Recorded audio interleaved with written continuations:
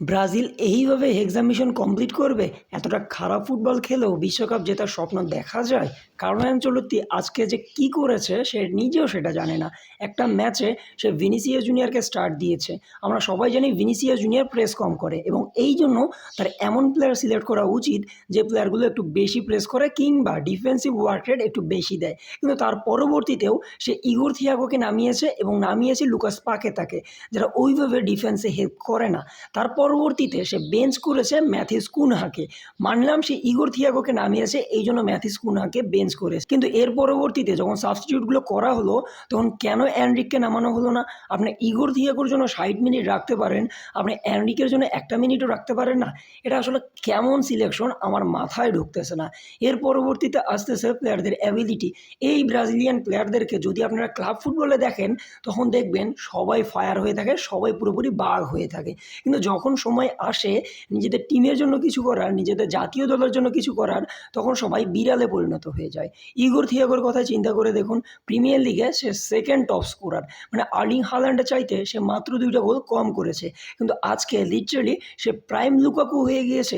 Literally একটা single header তার দ্বারা হচ্ছে না, সিঙ্গেল ট্যাপিং তার দ্বারা হচ্ছে না, আপনার সেই মানুষটাকে 60 মিনিট খেলিয়ে দিলেন। তার পরবর্তীতে আপনি নামালেন ম্যাথিউস কুনহাকে, কিন্তু আপনি অ্যানরিককে নামাইলেন না। আমি কেন বারবার অ্যানরিকের কথা বলতেছি? কারণ অ্যানরিকই বর্তমানে ব্রাজিলের একমাত্র প্লেয়ার যার ভিতর হাংরিনেস বা হাঙ্গার একদম ভরে ভরে আছে, যে ম্যাচ জেতার জন্য নিজের জীবনটা দিয়ে দিতে পারে।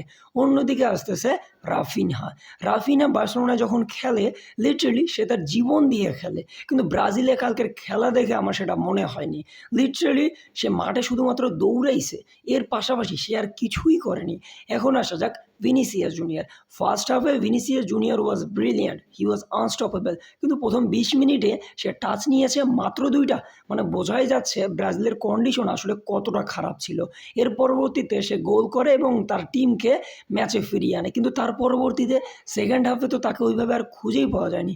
মানে বোঝাই যাচ্ছে বর্তমানে ব্রাজিলের টিম কম্বিনেশন আসলে কতটা খারাপ। এখন আসা যাক ব্রাজিলের ডিফেন্স লাইন।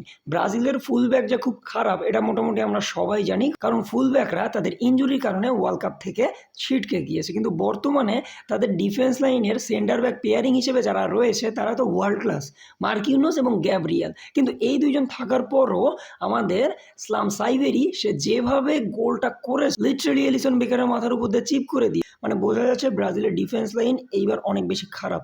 এই জন্য উচিত তাদের মিডফিল্ডকে সলিড করা, কিন্তু কার্লো আনচেলত্তি মাত্র 5জন মিডফিল্ডার নিয়ে খেলতে গিয়েছে। গ্যাব্রিয়েল সারাকে সে বাদ দিয়েছে, যে অনেক ভালো ডিফেন্সিভ মিডফিল্ডার হিসেবেও কাজ করতে পারে কিংবা ম্যাচের টেম্পো কন্ট্রোলও করতে পারে, কিন্তু সে তাকে দলে নেয়নি। আমার মনে হচ্ছিল যে কার্লো আনচেলত্তি হয়তো চিন্তা করেছিল 4-2-4 ফর্মেশনে খেলাবে, কিন্তু সেটা বর্তমানে সম্ভব হচ্ছে না, যার কারণে ব্রাজিলের এত বেশি খারাপ অবস্থা। লিটারালি ফার্স্ট হাফে ব্রাজিল অনেক বেশি স্ট্রাগল করেছে।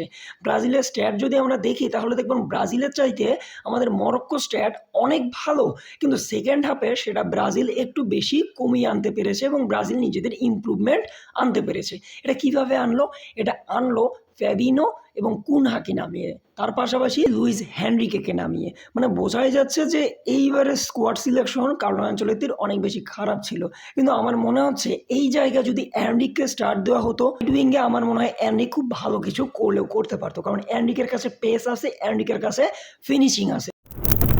অন্যদিকে মরক্কো ছিল ব্রিলিয়েন্ট। মরক্কোকে হালকাভাবে নিলে হবে না, কারণ বর্তমানে তারা আফ্রিকান চ্যাম্পিয়ন, যেভাবেই চ্যাম্পিয়ন হোক তারা তো চ্যাম্পিয়ন। কিন্তু তাদের যে প্লেয়ারগুলো রয়েছে বর্তমানে ব্রাহিম ডিয়াজ, তারপর আশরাফ হাকিমি, মাজরুই, বায়ুদ্দি, সবাই বর্তমানে টপ টপ ক্লাবে খেলা প্লেয়ার এবং তাদের এক্সপিরিয়েন্সও অনেক। অন্যদিকে আয়ুব বায়ুদ্দি মাত্র 18 বছর বয়সের একজন প্লেয়ার, বর্তমানে খেলতেছে লিলের হয়ে, কিন্তু ফ্রান্সে খেলার সুযোগ ছিল তার। এবং লিটারালি জিনেদিন জিদান তাকে বলে, আমি যখন ফ্রান্সের কোচ হব আমি তখন তোমাকে ইউজ করব, কারণ জিনেদিন জিদানের একজন প্রপার ডিএম অনেক বেশি পছন্দ এবং এই কারণে সে নিজে তার সাথে কন্ট্যাক্ট করে, কিন্তু সে সেটা মানেনি। সে লিটারালি মরক্কোর হয়ে খেলার জন্য ফ্রান্সকে রিজেক্ট করে দিয়েছে এবং মরক্কোর হয়ে সে লিটারালি প্রতি ম্যাচে স্টার্ট করতেছে এবং এই ম্যাচটাতে হি ওয়াজ ব্রিলিয়েন্ট।